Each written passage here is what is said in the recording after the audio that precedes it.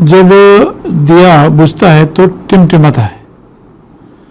और टिमटिमाते बुझे की दिए की तरह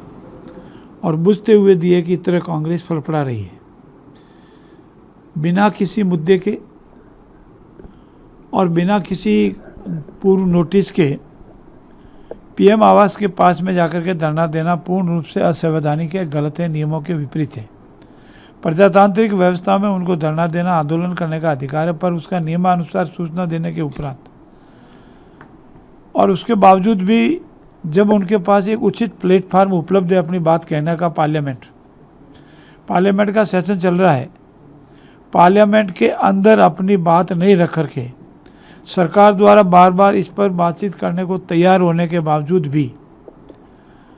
सिर्फ सुर्खियों में बने रहने के लिए ओझल होती हुई कांग्रेस को किसी तरह बचाने का असफल प्रयास करने के लिहाज से और अमर्यादित जो व्यवहार किया, नियमों के विपरीत जो व्यवहार किया, और विशेषकर कांग्रेस और उसके अपने आप को कहने वाले सर्वश्रेष्ठ नेताओं ने,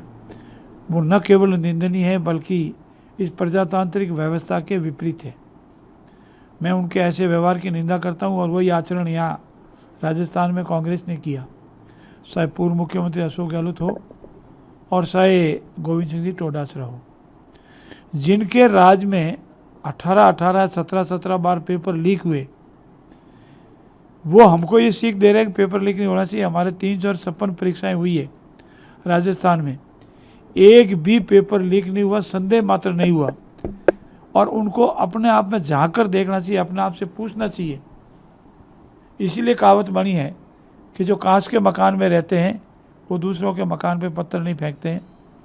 मैं आज आपके मार्फत माननीय पूर्व के मुख्यमंत्री अशोक गहलोत जी से ये जानना चाहता हूँ, पूछना चाहता हूँ, जब उनके कार्यकाल के दौरान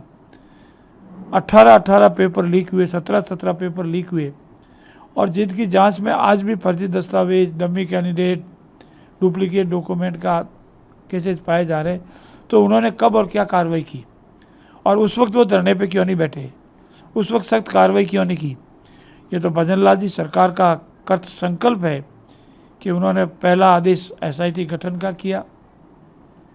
जो भी दोषी उनको दिन पकड़े जा रहे हैं, बड़ी बड़ी मछलियाँ जेल में गई है और जाएगी। ऐसी स्थिति में उनका ये जो कल का जो प्रदर्शन था वो पूर्ण रूप से निराधार, बेबुनियाद, राजनीतिक व्यमनी से जो भरा था, उसकी हम निंदा करते हैं।